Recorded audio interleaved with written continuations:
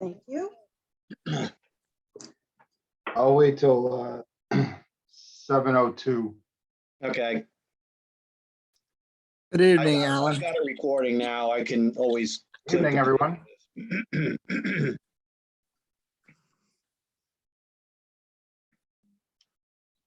Also, too, when the folks from Cresco do the presentation, if everybody could just mute yourselves, that way we can have the presenter screen get recorded correctly as well. How do you mute yourself again? Well, you know what? I'll mute all, and then Sabrina, you can unmute yourself, I guess. You're going to do the presentation? Okay. Yes, sir. I'll mute But I do everybody. like, I'll mute I everybody. do like when and people then- stay on camera. So just Yeah, see I'll- on camera. It's nice to talk to faces. I'll mute everybody, and then Sabrina will unmute herself. Do we want to say hi to Marcia? Hi, Marcia. Hello, everyone. How are you? Thanks for Good. joining us. We're going to try to do our meeting as fast as possible, but we do have to get through everything. So if you don't mind just hanging Okay. out for a bit. No problem. Thanks. Marcia keeps me in line. So as long as Marcia is here and Vinny knows where I'm at, I think we'll get to today just fine, sir. I Okay. just got out the phone with Vinny. And Lori drives because I always get lost. So I've got the whole team here. We're gonna get just fine. As you folks know, Terry's our town supervisor. I'm one of the councilmen, so is Roger. So we've got town participation in this Noonday Club as well. All right, it's 7:02, so let's call the meeting to order. Thanks for joining us, everybody who's here. Hopefully some more people keep funneling in. But I will grab the here we go. All right, start off with the Pledge of Allegiance. I pledge allegiance to To the flag of the of the United United States of America, to the to the Republic, republic, which is one nation, under God, indivisible, liberty, justice for all. For all.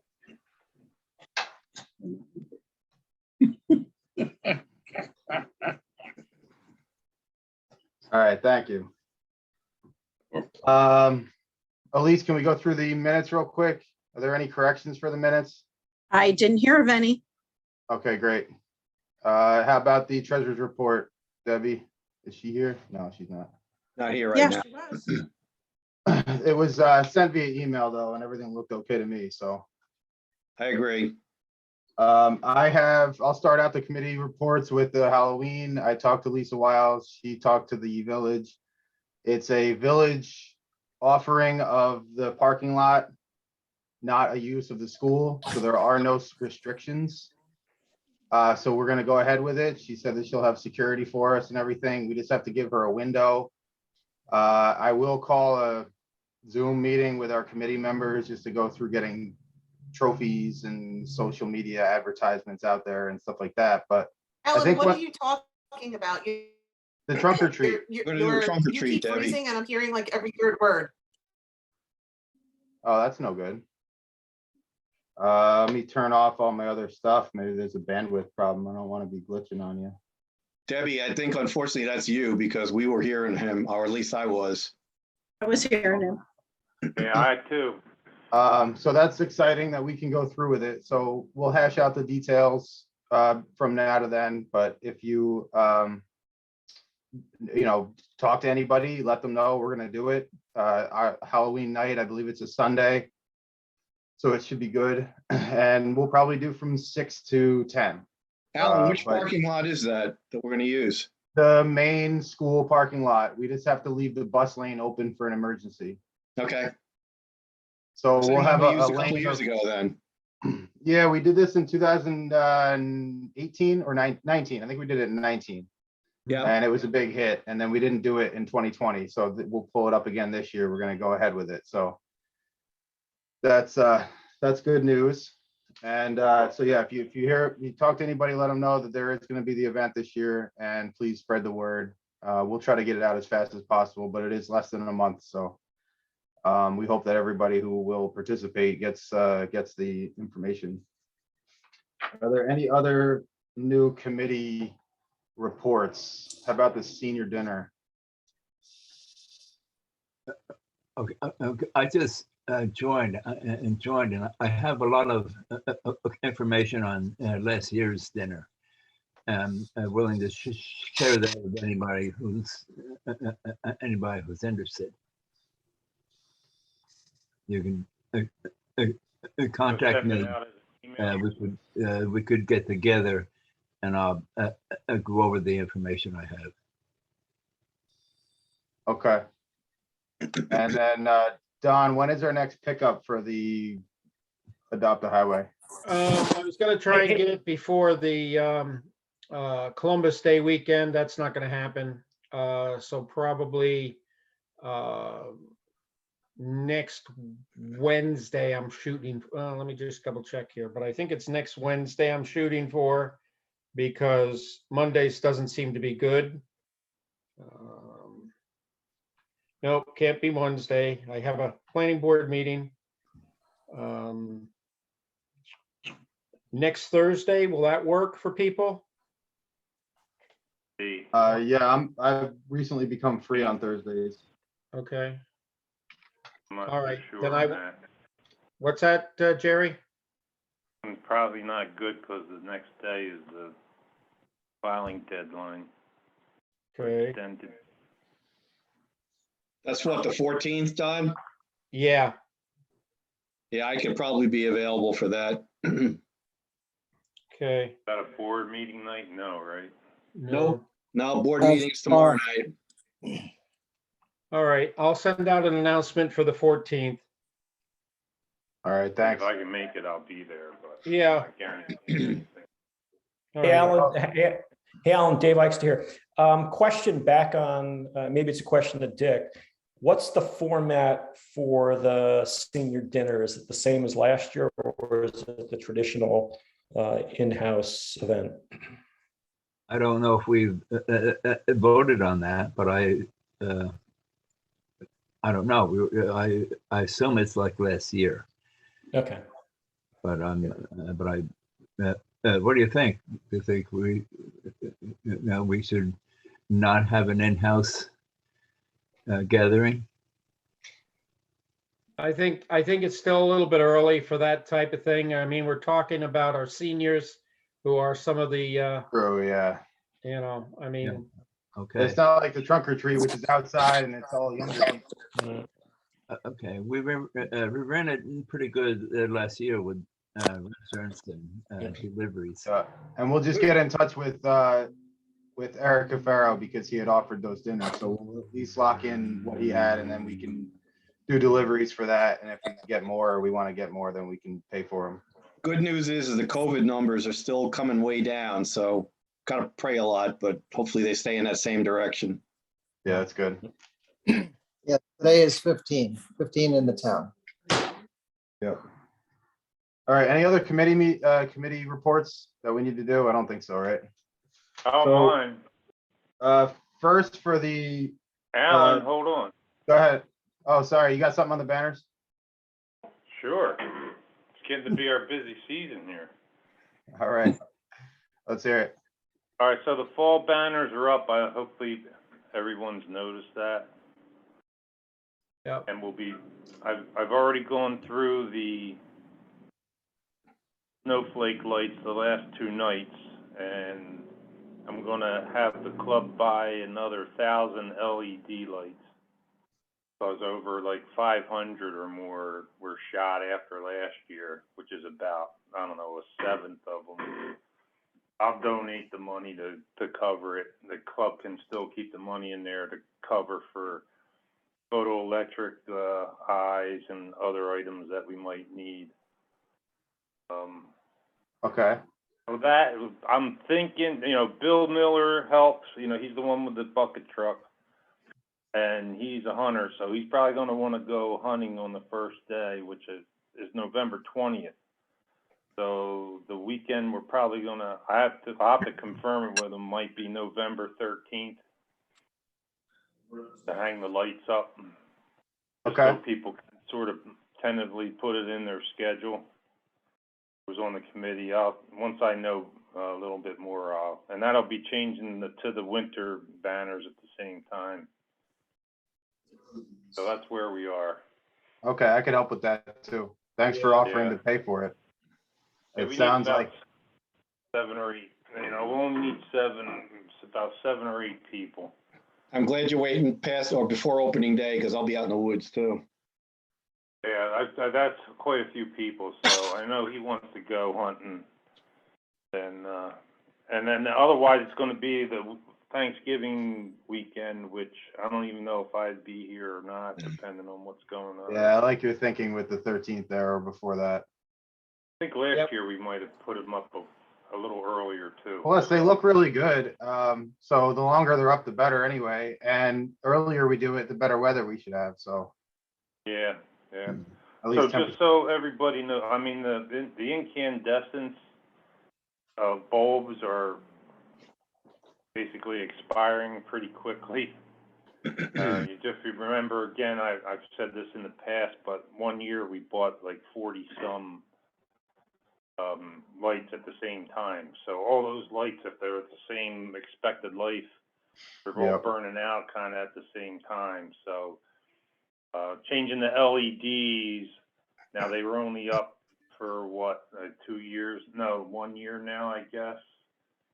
And only like 3 or 4 out of 1,500 or something burn out. So I'm hopeful Yeah. there. You don't have to worry about them breaking because they're plastic. You know, the bulb is plastic, whatever you want to call it. Yeah, Around so it's the, super durable. Yeah, Jerry, we're gonna be meeting at 7 at Town Hall again. I don't know if it'll be 7, probably 7:30 on that day because it's, you know, Okay. light and all that. Yeah. I mean, it could be earlier. I mean, I'll probably be there earlier. We'll have some of the stuff, you know, we'll need people to check a final check on the lights. I got, 22, no, hold on, I got it here somewhere. Hold on, I made notes last night.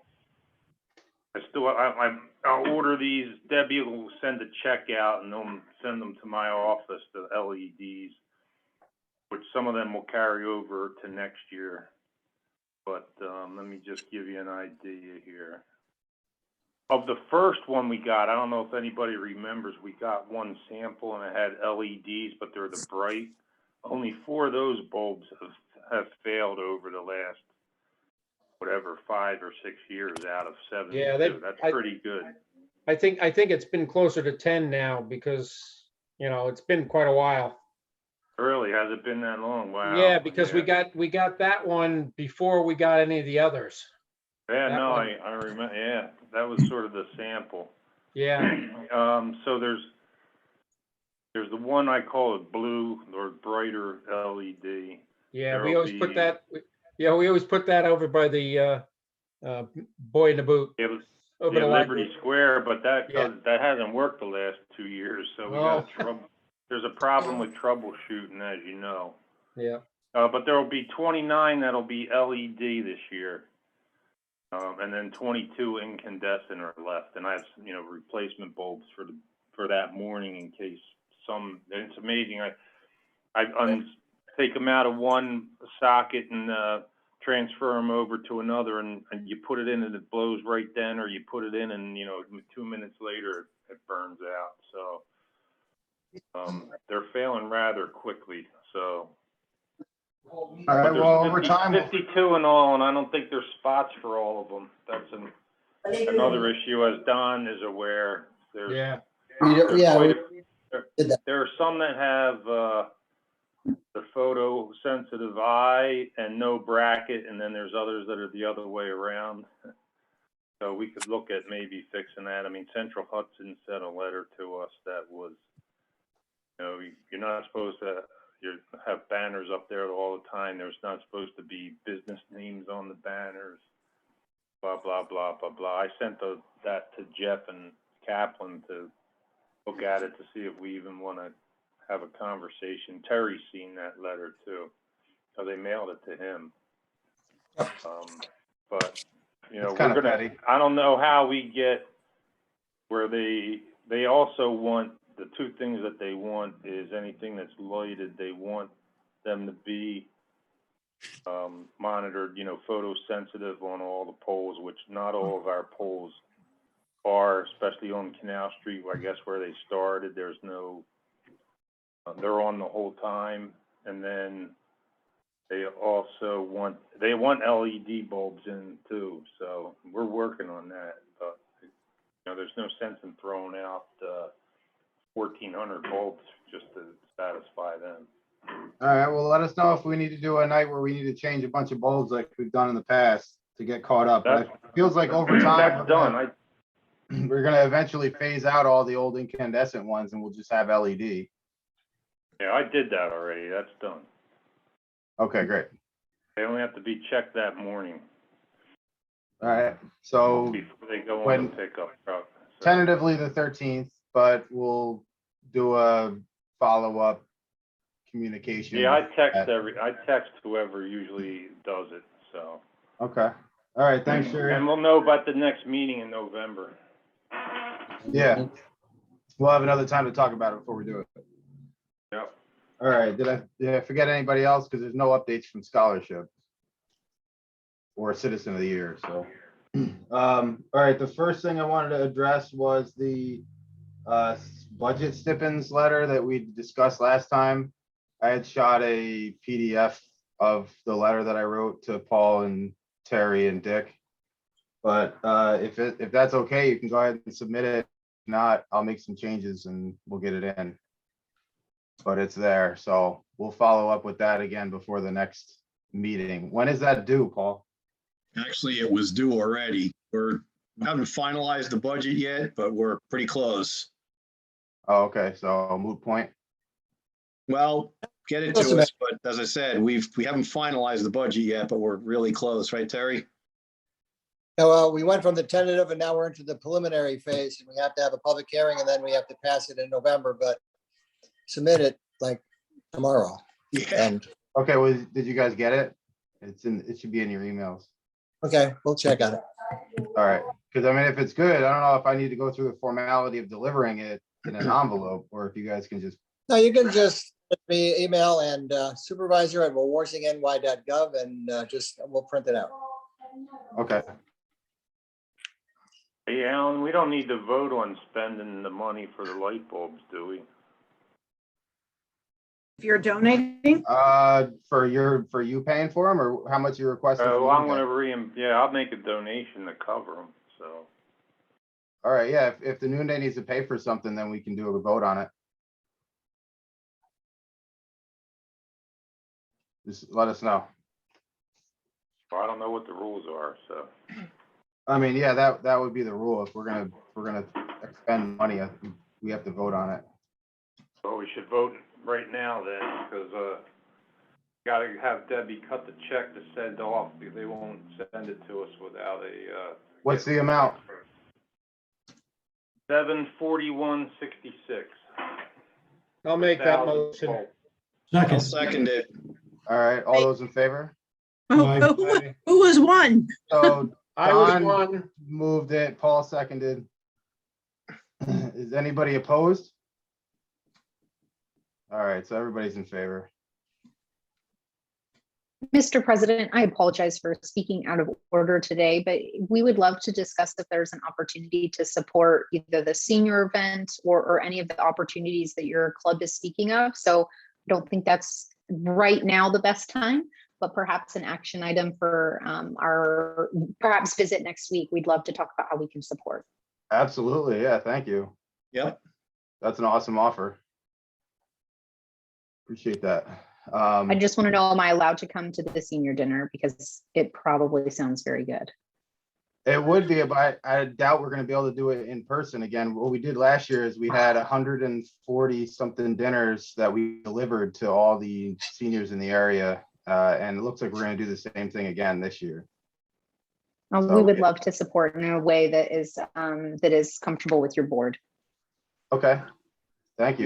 We also had something during the beginning of the height of COVID where we were delivering meals to people that were basically shut in or in financial need. We were delivering up to 700 meals twice a week as part of that program. So this senior dinner is something that we've done for many years. It's something that we get the seniors together at the school and everything, but because of COVID, we had to modify it. We made it basically similar to what we did with what we called Project Resilience in the town during the height of when COVID started. Yeah, that was a town organization though, right? Actually, it was a county thing and we participated. Okay. Yeah. Yeah. Yeah, so the Noonday Club in particular, we just do the senior dinner, and then we have a Citizen of the Year gala type dinner that we have to honor one individual citizen that we feel has made a huge impact in the community.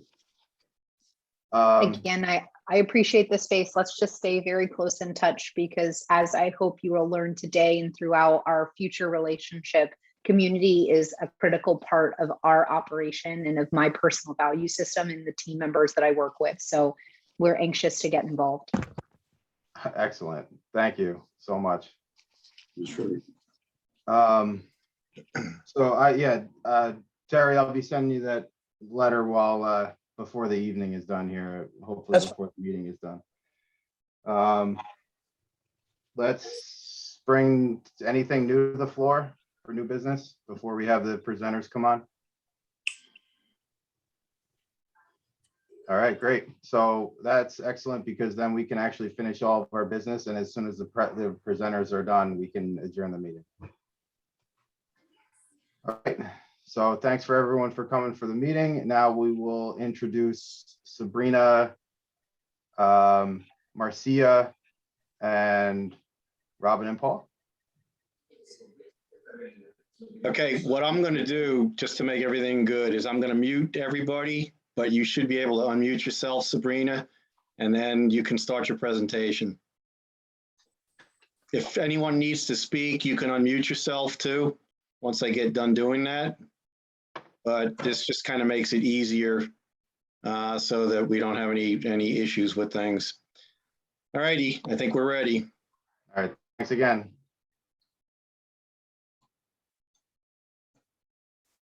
I had to figure out how to unmute myself. Not gonna lie, see those technology challenges. The button wasn't in the normal spot. Good evening, everybody. My name is Sabrina Noah. I'm the Senior Vice President of Public Affairs for Cresco Labs. With me today, I have the Regional Director of Government Affairs, Marcia Maxwell, who is a New York State resident. Although she will humbly tell you she's a multi-generation Brooklynite and is probably gonna just stay there. It is my privilege to have our consultants, Lori and Vinny on the phone. I know Vinny's a man about town and everybody knows Vinny. And unfortunately, Mr. President, I'm sure that I'm going to miss some honorariums here, but I do believe we have at least 2 council members and supervisors. If you would like, I will pause to be respectful and allow you to identify yourselves, or I'm happy to go forward. Supervisor or Terry, would you like to say a few words before I get started? Yeah. To the Noonday members, I mean, Sabrina, Noah, and Vinny have been very accommodating, very polite. We've been talking for probably 6 months. There's been a lot of cooperation between the town and Cresco Labs, and they've been, again, very accommodating. In the recent weeks, we've looked at the property, been on the site and looked for underground utilities, and ended up finding Harry Resnick's, utilities that weren't there when I got Central Hudson involved, and they weren't part of the issue. But just a very short comment that there's been a lot of investigation going, a lot of cooperation with Cresco. So that's it for me.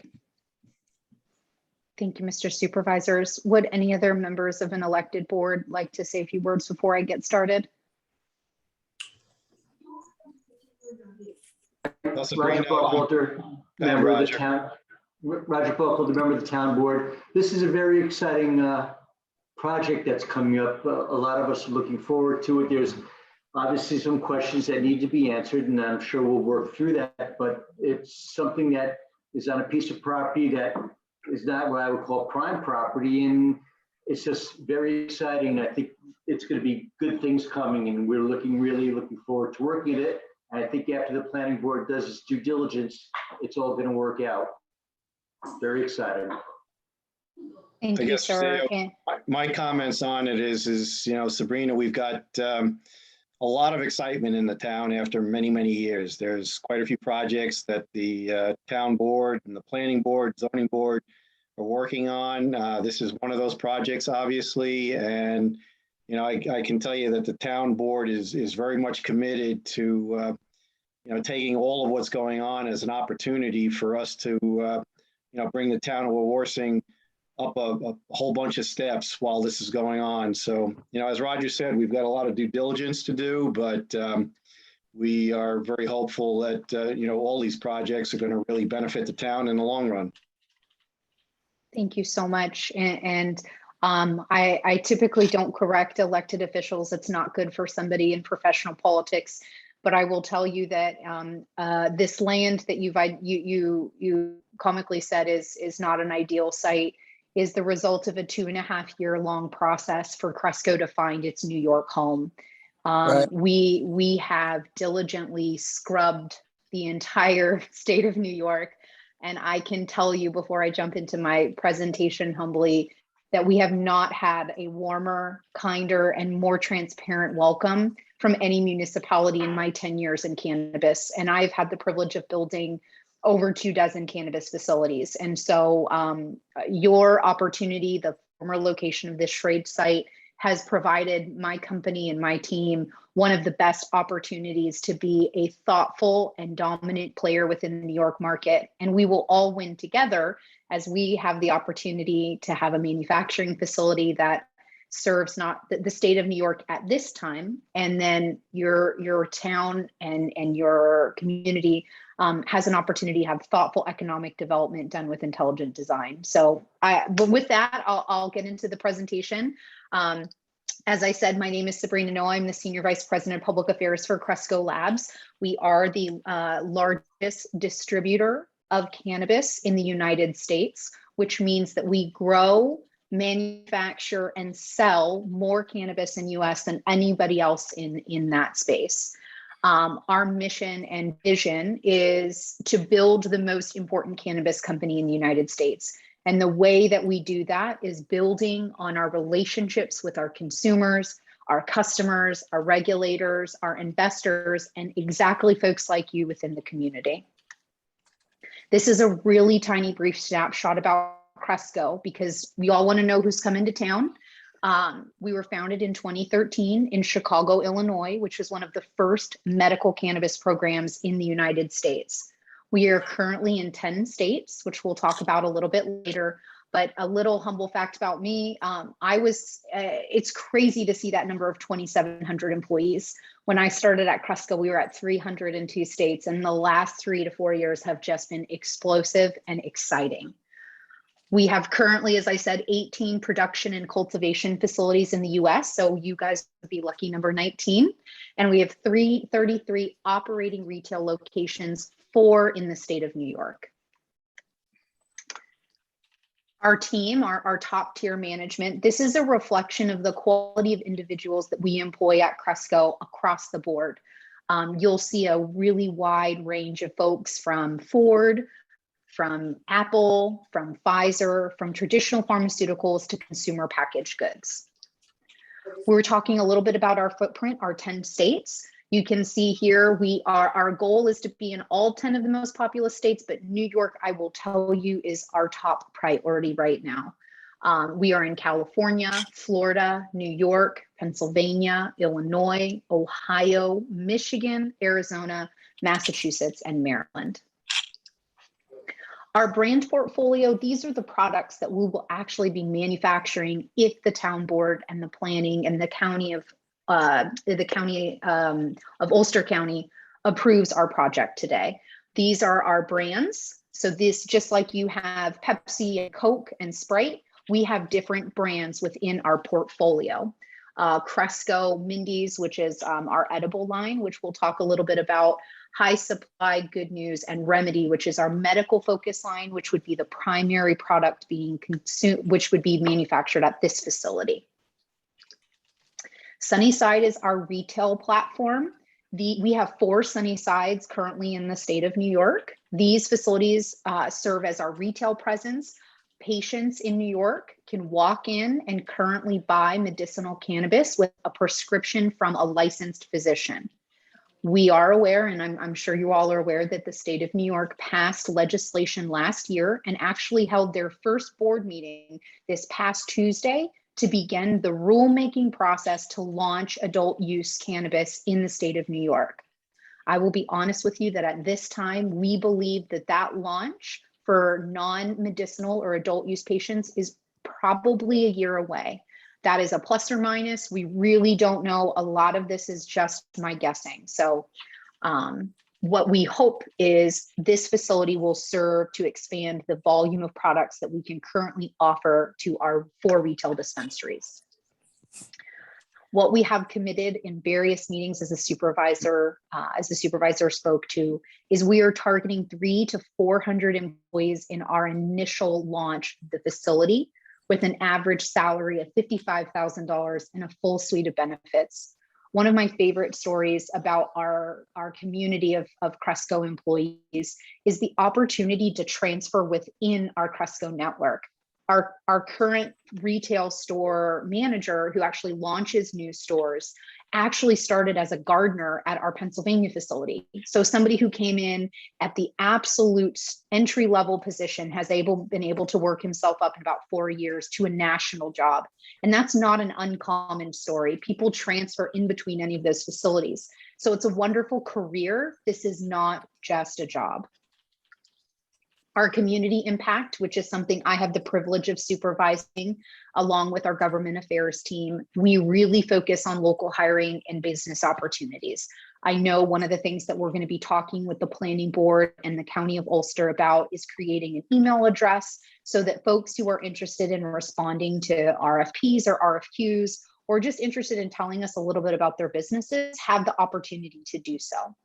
Community partnerships, we're here today and to talk about the way in which we can add value, not only through dollars, but through hours. Every single one of our employees is given 36 hours of paid time off every year, and we expect them to use that time. So maybe this time next year, you will be having some help with that light bulb changing. I look forward to having some folks out there, and then you guys can just tell them what to do. In one of our cities, actually here in California, our staff is the primary traffic operators at community meetings. So whenever the town has to hold a community meeting and they need parking assistant, our employees get out there with vests and signs. And I think it's reflective of the Cresco core values to be a good community member. Environmental remediation, I don't need to tell the experts on this phone. Y'all know that site better than most. There's going to be some environmental remediation that needs to occur, and that's great. We are excited to be a part of that process. And then community reinvestment, we talked about either through the tax initiatives or through various things that are going on at the state, through our sales tax, through the fact that 300 to 400 employees are going to maybe be buying more gas, more food. We're really going to need to expand that Dunkin' Donuts supervisor, because that's not going to work for us when we get everybody all worked up. That's awesome. That's a great Dunkin' Donuts, by the way. Commitment. I'm not going to argue with that. No, a commitment to social equity. A core value of our company is to ensure that everybody has access and the rights to be a participant in the cannabis space. And so that's something we can talk about with your club if you're interested in getting involved. A large component of this is incubation. So we help community members get access to training and education so that they can either go open their own cannabis business or that they can become a vendor. I think we're going to move on to what we are proposing from the facility, the exciting stuff. So as you all are aware, the site is approximately 75 acres. We are proposing at this place, at this time, a 3,800,000 square foot building. And we're targeting about 700 parking spots because we do know that it's going to take a long time to hire 700 people. Our site plan it's very basic. I want to be respectful of the planning board's process, that this is not final. This needs several rounds of review from your local community representatives on the planning board and the town board, and also the county. And then finally, a unique component of cannabis and many manufacturing processes, a lot of our plans have to also be approved by our state regulator. So this is a very high level proposal of what we intend to do on this site. This is an interior diagram. This means nothing. It's a bunch of green boxes. But what this means is this orange space is where our offices will be. And we're going to talk a little bit about this green space, which is all of our cultivation. These dark green is delivery and fulfillment. So trucks can come in and take products off. These are our vaults, our kitchen, and our manufacturing space as well.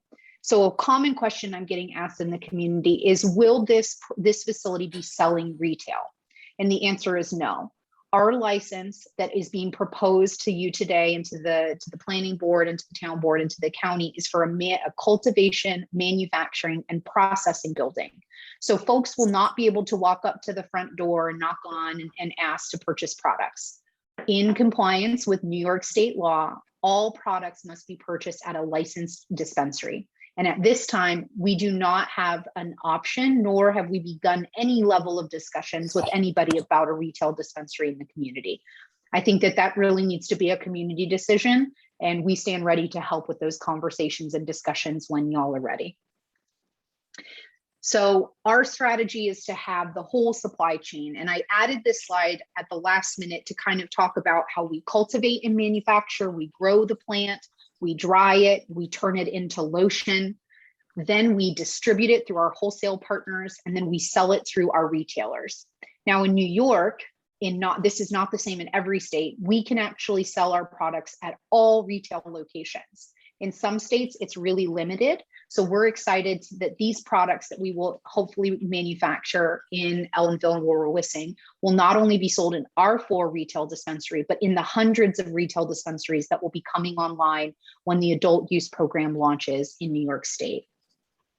This is what a vegetation room looks like. And I actually pulled together, while you guys were doing your briefing, while you were having your meeting, a quick folder of photos just to give you some more visibility on what the inside of a cannabis facility actually looks like. So the photo I'm showing right now is a baby plant, a clone plant at the very beginning of its life. So plants are taken from a mother plant, just like any of my master gardeners on the phone, you would do a clone to keep that same genetic profile. And this plant is ready to be put in its pot and to grow into a big plant. Whoops. This is just to give you a kind of a size comparison. I always, whenever I visit a cultivation facility, my first stop is the nursery. And I ask the nursery manager how the babies are doing today, because this is the most fun part of the plant. This is the interior of an intermediate plant. So you see, most importantly, the room is completely enclosed, lots of fans, security settings, HVAC, all kinds of amazing things. This is a gentleman who is actually scanning a metric tag or a seed to sale tag. Every single plant at the moment it is born as a clone is assigned an ID number, and that ID number follows that product all the way until it leaves the retail store with the consumer. That's an important part of our safety and our security programs, because if anything, in the 0.00000% chance that there was a problem with that product, we can track that product back all the way till the moment it was born to identify if there was a problem. And additionally, from a security and safety perspective, I know communities are often worried about diversion with their youth. I can tell you where that product was born. And so this gentleman here is individually scanning every single plant, and that is done on an audit cycle, and that is done as the plant grows. So these plants will be probably scanned 50 to 100 times before they're in their final form. This is a picture of mature plants. So this is when the plant is nearly ready to be harvested and then turned into its final manufactured product.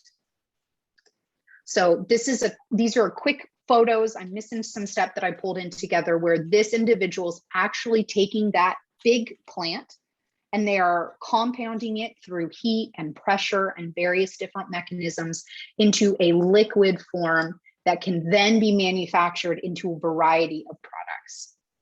So for those of you with factory experience, this is a pretty standard tool. This is an automation machine that pre-fills. These machines and our tools that we're going to be using this facility are not special to the cannabis industry. They're ubiquitous across manufacturing. So if you walked into a food plant, a olive oil plant, and a essential oil plant, all of these machines and tools would be very, very similar. So let me get back to my presentation. I just wanted to throw a little bit special at you guys because I had a feeling you would have good questions. So this is a picture of one of our vegetation rooms in Lincoln, Illinois. So again, you see those baby plants as they've gone from the clone into their pot and they're ready to grow. This is kind of an exterior. It looks very benign. There's no green pot leaves. There's no big sign that says buy medical marijuana. It's a very nondescript white building. These are our HVAC units, and this is obviously a water retention basin. That's all I have today. I'm assuming there will be some questions, and I really look forward to hearing your feedback. We are so excited to be considered for this opportunity in your town. And after doing this for 10 years, I can understand how sometimes it is, this is a new process and a new manufacturing facility. And so there are going to be some natural questions. There are no silly questions. And I just want to thank the members of the Noonday Club for giving me the opportunity to tell you a little bit about what we're hoping your representatives on the Town Planning Commission will consider in a few weeks. Thank you, Sabrina. Thank you so much, Mr. President. This is Dave Eichstein. I have a question. The 300 to 400 jobs that you had mentioned, what sort of qualifications, skills, and the like are the jobs looking for? Like, what are you looking to fill? Botanists or horticulturalists, supply chain folks? Like, what are those jobs? All of them. So we will be having gardeners, which will be your entry-level individuals who will be physically in charge of managing the plants. We hire scientists and lab technicians who will run our extraction machines and our kitchen and our lab. Supply chain individuals who will help manage and negotiate all of these small packages as they're moving in and around the facilities. Safety managers to help make sure the plant is maintained in full operation with state law. Compliance managers. I think we talked about lab and kitchen technicians, people who do the packaging, which is another entry-level job.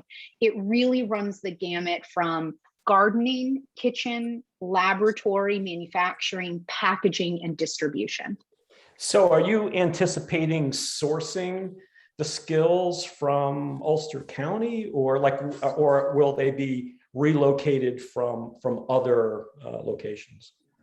It is always our intent and our commitment, both in application and in practice, to give preferential treatment to the individuals who reside within the city first, or in this case, the town and the village, and then further the county. We will not be relocating anybody to work on this facility on a permanent basis. There could be a small group of individuals who relocate for a 3 to 6 month period to help set up the facility. But the ultimate intent is that as many individuals as possible who reside within the immediate vicinity of the facility will be the primary workforce. A lot of these jobs, we're not expecting people to have cannabis experience. I'll give you a great example. So our packaging are individuals who work within our kitchen lab at an entry-level position. If you've worked in a restaurant and you have a safe serve license with the state of New York that you understand proper handling of food, that would be considered a job qualification. So we're not expecting folks to come here with the experience of cultivating, because frankly, every operator, every company does it slightly different. So we're looking for individuals who are willing and interested in learning. Not every job requires a college degree. Obviously, if you're running, a lab and you're running what's called an HPLC, which is a very sophisticated piece of equipment, You probably need to have the experience and a scientific background in order to operate that machinery, but that is definitely in the minority. A majority of the positions will allow for on-site training, and we're looking for individuals who are just interested to learn and like to work. Thank you. Thank you, David. Sabrina, I have a question. As a town board member, I think the question that I probably hear the most from residents regarding this project is, and I've read about it myself as well, one of the issues, concerns, things that seem to come up with facilities like this is that there's concern about odor emanating from the manufacturing facility. So that, as I said, I've read about it. I've heard it from members of our community. You know, what's the issue with respect to that, and how does that get addressed? Absolutely. And thank you for asking the question. I think actually during the Gateway meeting we had a few months back, a community member was really hesitant to ask if there would be a psychotropic or would they feel physical effects if they were to smell odor in their yard, in their grocery store, just walking their dogs down the street. So I will say that you cannot experience an effect or a psychotropic. And I'm sorry, my headsets are about to die. So I am going to transition over to my monitor from my computer. So bear with me. Oh. Can you all hear me? No. Not as good, that's for sure. Let me get the backups going. Remember That's how good. That was good. That's good That now. was good, whatever you just okay, did. good. I told you there's always those technology challenges. Better even. So you can hear me better. Okay, I'll talk loud and project. Thank you for that feedback. So a common community question is, can I experience a psychotropic if I'm just walking in my community? And the answer is no. You can't experience the effects of cannabis just from smelling it. Now, Sabrina, that's actually not been the concern. The concern has been supposedly a quote skunk-like odor. I was just getting there. You jumped. Okay. Yeah, I was taking a breath. So Okay. when we're dealing with the facility design, we will have both carbon scrubbers and a secure and closed HVAC system with negative pressure doors within the facility. So this is a closed facility. Ideally, in a perfect world, there would never be an odor released in the way that it is designed. And you kind of saw the way that it's all enclosed in these big white boxes. Okay, I come from the computer world. It's like a lights out data center to me then, for what you described.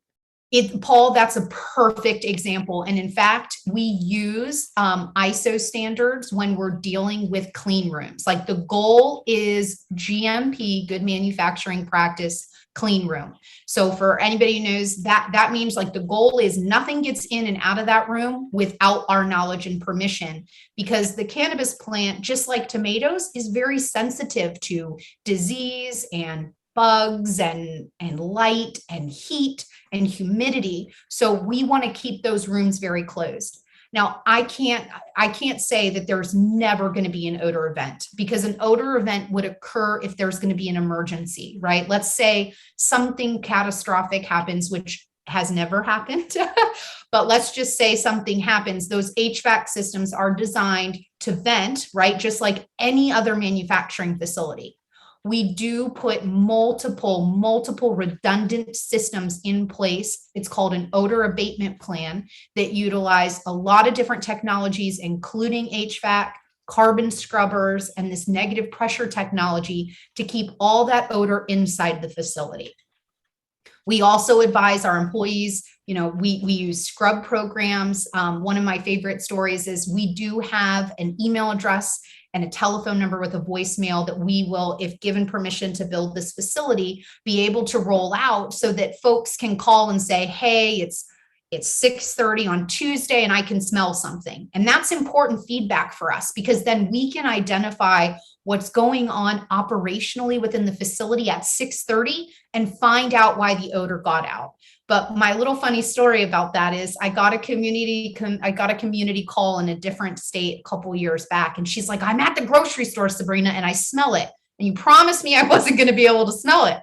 And what happened is one of our employees was picking up milk on the way home from school, on the way home from work, and the odor was attached to his clothes and to his person. So one of the things that we're working on is a scrub program so that folks leave and there's no smell within your community. Our goal is to have no odor, period. We are investing millions of dollars to ensure that there is no odor.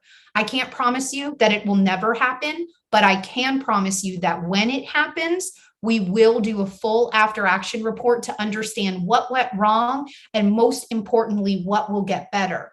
The benefit of being our 19th facility is that we've learned some things along the way to make our odor abatement plans better and better every time. I'm 3 years into a program here in California, and I will tell you, it'll be one of the most sophisticated odor abatement programs. And we're going to take all of those lessons learned and apply them to the design and operation of this facility. So do you have statistical information that you can share with the town board and the planning and zoning boards as far as past history goes on your other facilities? I have some data currently aggregated that talks about the number of odor issues. I do also have wind and zone variability maps. Our goal is always to keep the odor within the building and then in worst case on the parcel line. So we do have some limited data, Paul. I want to be honest, I don't have it all at my fingertips at this moment, but we'll take that as an after action report item. Great, thank you. Thank you, Paul.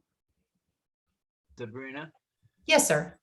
you began with listing a number of departments that your company endeavors in. And you said that this facility will be largely a medical facility. Is the medical your largest facility? Are you is it the largest part of your company? Are you making the most money out of this? So Dick, I'm going to repeat the question to make sure that I answer your question perfectly. And so what I think you're asking is the largest percentage of our revenue, does it come from our medical products? Yes, and exactly what is it? What's our top selling product? So that's a great question, Dick. And you know what? It changes pretty much daily, weekly, and monthly. We are founded as a medicinal cannabis company. We are in many states that are only medicinal, meaning they only sell to medical patients. But we are also in states that are both medical and adult use. So both patients and members of the public, or what we call consumers, can purchase. I don't know, Dick, that's a great question. I will tell you that our largest product that we sell network wide is flower. So patients or consumers go into a retail dispensary and buy dried flower. So what's interesting about cannabis is most people are extremely familiar with the images in pop culture around the cannabis leaf. You know, it's that very distinct looking five-point leaf. But what I will tell you is that is actually not the part of the plant that has the most medicine. It is actually the flower part of the plant. So most people, our largest product that we sell is what I'm highlighting here, which is dried flower product that come in various different forms. Does that answer your question, sir? Yes, partially. What are the other two products right alongside of this one? What are they? So these are flower products. This is Mindy's, which is our edibles line. So we make lozenges, gummies, chocolate bars. We will be, when this state goes adult use, we are hoping to make these products at this facility. Good news, this is our consumer brand. This is for those younger kids. This is vape pens and different products. And then Remedy, we make tinctures, which are products dissolved in a liquid form to go under the tongue, or lotions, or gel capsules. So we have 500 SKUs that we make across all of our product lines. These are products for adult use. Correct. Will they be sold in your stores, or will they be sold in many stores?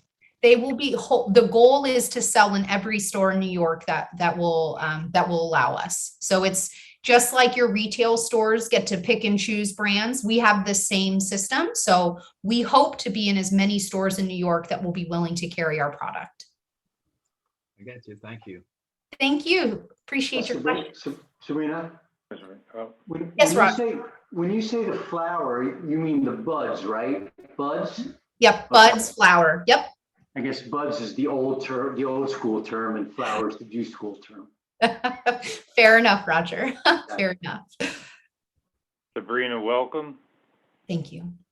Can you hear me? Yes, sir. What's the timeline for going through the planning board, building the facility and opening? So that's a good question. I can tell you we hope to be open next year. I know that's very vague, but part of it is we have to go through your planning board, your town board, and the county of Ulster. So I don't want to make assumptions that would potentially be wrong. We have a lot of steps left. We've got wonderful support from everybody, but our goal is to be open next year. Sabrina, did you want to talk to them about the temporary building to begin with? I would, Supervisor, except I think that right now we're still in preliminary negotiations, but what I can address is that our hope is to get cultivation up as soon as possible. What that will look like once we have the approval of the town and the county is a little bit up to, there's this winter thing that shuts down concrete plants, which I kind of need for foundation. So we don't have concrete timelines right now, but we will take an action item with Marcia to come back once we have a better idea. The goal is as soon as possible, and we can build this building in chunks to get the cultivation up as soon as possible so those people can start their jobs. There's about a 3-month life cycle there, and then we'll move and start building the production and the distribution side. So the goal is to get the building up as soon as possible. I know that doesn't give you any concrete timelines, but I also don't want to be presumptuous of the planning board and the county's approvals. Sabrina, everyone knows about that huge slab that's there now at the old site. And I guess, could you kind of explain just a little bit about the layout that you showed us before? Because I think the perception is that slab was going to be the building, but it sounds like it's not. It's going to be down by the airport, looks like. Yeah, I'm happy to pull that site plan up. So the slab will eventually, once we finish construction, become parking. The slab, a lot of these plants, a lot of these machines are very, very heavy and also require a lot of drainage and plumbing and all of this infrastructure that frankly is not my expertise. But what it's been explained to me is the slab cannot support the infrastructure that we need, and it will actually take longer to deconstruct and reconstruct that slab with drainage channels and utilities than to build from scratch. So the supervisor is absolutely correct in support of that. Our goal is to try to get some temporary cultivation operations. We hope to use the slab, and ultimately the facility will actually be farther down on the property. Yes, the airport is right here. We're completely, there's going to be a large security fence that'll be very thoughtfully designed and will look nice. But we will not be reusing the slab for our manufacturing facility. It just unfortunately is not in a good enough condition that we can reuse it. Plus, you need to keep that space available for the eventual and inevitable retail location that you'll probably wind up putting there after the adult use gets passed. Mr. President, I have no comment on that at this time. I don't know what you're talking about. Truly. Are you going to be able to, I know that the building and everything may take a while, but how about hiring? Are you going to start interviewing earlier, ahead of time kind of thing? Or We will. Every hiring plan is a little bit different based on the needs of the facility. And I've now had the privilege of opening many facilities with Cresco. So what I'm about to say is assumption and a structure. Typically, we try to get our managers identified as soon as possible within some core functions, so that those folks who are located locally can go to other facilities to get experience and training. And then they come back and those managers help do the hiring of the employees that they're going to work with. Because the worst thing, and I know that there's got to be some former folks who worked in plants before, we want to really create a thoughtful work environment. And so those managers will come first. They will help with the hiring of their staff and their teams. And hiring is in advance of when the facility opens so that we can do training. Okay, so maybe soon after the town malarkey goes through, then you'll kind of start looking around for the managers, and then after that, a while, then you start looking for the local workers.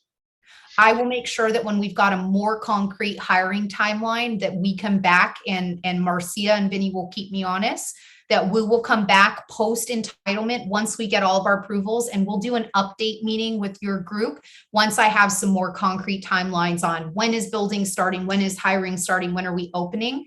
I know many folks are interested and I actually love helping you guys spread the word for those wonderful employees who are interested. I just don't have a good date right now, and I don't want to mismanage your expectations.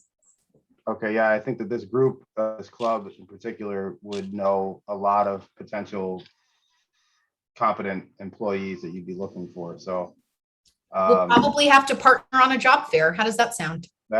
that's kind of, yeah, that may be the direction I'm going with that. So, okay. Any other questions? Hi, I have a question. Hi, Sabrina. My name is Debbie Briggs, and one of my roles is as a trustee for our local college. I'm on the board of the local college. And when I advised the college president about the meeting tonight, he asked me to ask you if there's any specific training or programming that the community college would be able to provide for your incoming staff. That's a great question, Debbie, and thank you so much. Like we talked about with those cultivation and harvest and manufacturings, what I think would be a great follow-up for us is we actually have partnered with some community colleges in Illinois. And Marcia is actually a trustee of a university there as well, and she's going to be your main point of contact. We will actually even help you bring the curriculum so that you can teach your students ahead of time. Okay, great. So we have a lot of that material, and we will be able to help figure out what type of employees, and we'd love to schedule a follow-up meeting. Absolutely. Thank you. Thank you, Debbie. And that goes for everybody. Y'all are the civic leaders of your community.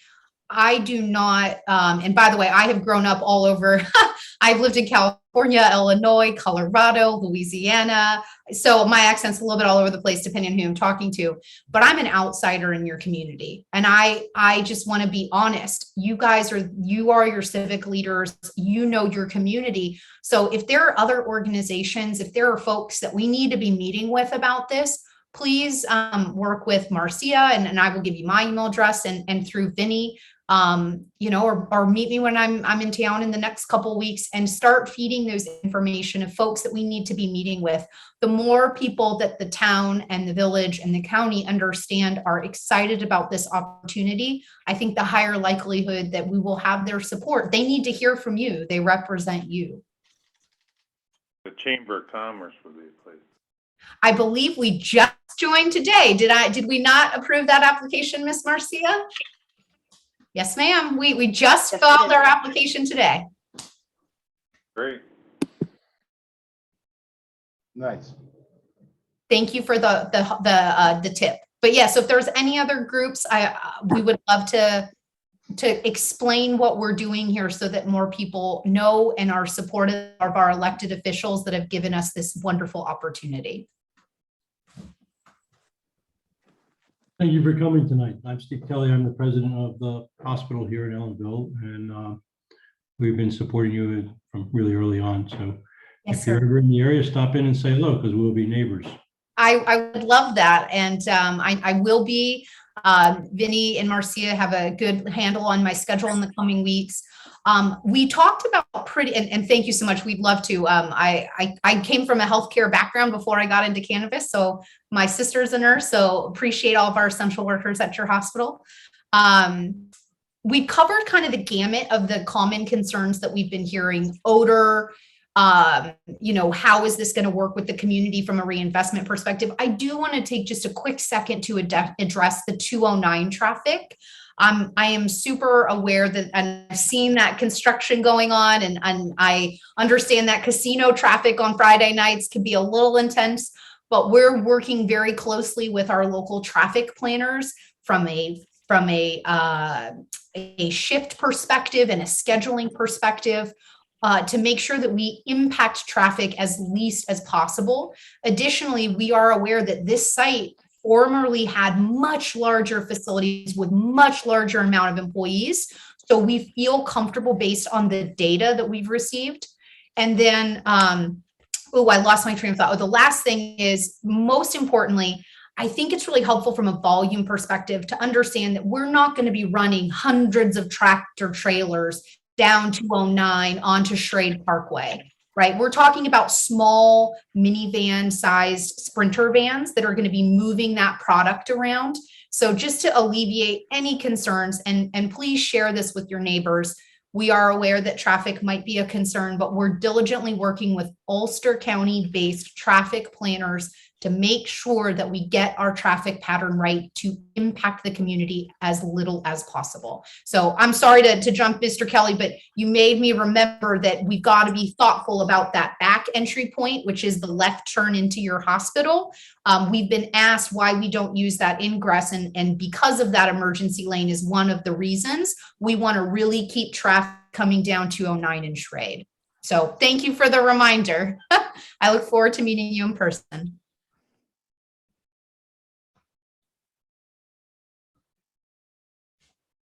All right, any other questions? Well, Hearing none, thank you very much, Sabrina. Mr. President, Mr. Supervisor, Town Council, thank you for the opportunity to come and speak to you today. This has been a phenomenal event, and I'll be humble. I'm going on vacation for a few days tomorrow to celebrate my wedding anniversary with my husband, and this has been a wonderful way to end my workday. So thank you all so much. And as always, this is the beginning of a very long partnership, and the key to that is transparency and communication. So please feel free to keep the questions coming. Speak to your elected officials about why you feel this project is a good project. And we look forward to being a meaningful part of your community. All right, well, that sounds great for us. I mean, we look forward to watching your project grow and come to fruition. And we are here to help you if you have anything that comes up that you might think that we could help you out with. Just reach out to one of us and we'll bring it up at our meeting and find a way to help. Thank you, Mr. President. And we'll work with Marcia to do quarterly. Quarterly might be a little intense in the next few months with the planning process, but I do think my intent is to come back. And if it's not me, it'll be Marcia, who will be your boots on the ground. She will be your point of contact, and we need to come back and be a regular participant. As I understand it, this is the primary civic leadership group that really brings a lot of the different groups together, and we want to be a part of that. Well, we like to say that, so we'll take it.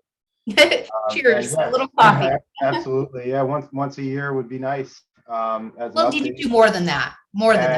And maybe after you come in, we may be seeing some of your employees or managers join our club. That would be wonderful. We'd love to make sure that happens. All right. Any last minute questions real quick? Chris, I see you hopped on. Alan? Yes. This program was initiated by my program committee, which I'm the chairman of. But I'd like to thank Terry Houck because he did most of the work in this. We first started with the Nebulae, but they aren't prepared yet for a meeting with us. But then we got with Cessna, and Terry made all the right calls, and I'd like to thank him. This is a good show, and I'm very happy with it. Yeah, thank you, Thank Terry. you. Thank you, Dick. But Sabrina is just, you're hitting home runs on your presentation is fantastic. And your experience, the town cannot, the amount of states that you're in, I think it's 12, and the professionalism that you guys bring to this project is impressive, very impressive. We're just trying to meet you at the level of excellence that you've met us, as I've said. And Chris, I know we're playing a little bit of phone tag, so we're going to find a way to make sure that your local paper had the opportunity to kind of talk about this project in a thoughtful way. But we are meeting you where we believe you deserve to be met. Thank you very much, Supervisor. We are only here because of the tremendous opportunity provided. And I'm being honest when I say that Marcia has been here almost 2 years, and we have been trying to find a home. And so we're grateful that we are being considered for this opportunity. Good Thank job. you. All right. Thank you very much. Thank you, Dick, for contacting them, Terry following through, and Sabrina and Marcia for joining us. Thank you. Have a good night. Everybody else, that adjourns our meeting, 8:11 p.m. And look forward, if you have any questions or anything, contact me or Paul, and we will make sure that it gets to them and back. And look forward to next meeting next month. Yeah, the other thing too, folks, I know a lot of people did not make the meeting, but we have been recording it, so I can set it up so that other members of the Noonday Club and anyone else we want to share this with will be able to see the presentation as well. I'll take it. I'd like to be able to review it too. So if you could send me the link on that, I'll take it. Okay. All And right, I'm thank putting you. our emails in the chat. Please bear with me as I am a chronic late emailer. So it will be potentially a little bit of a delayed response, but your best bet is to email Marcia. Yeah, your Okay, emails are in our Zoom invitation as well, so we have that. Thank you. Thank you, guys. Good night. All right, good night. Hi, everybody.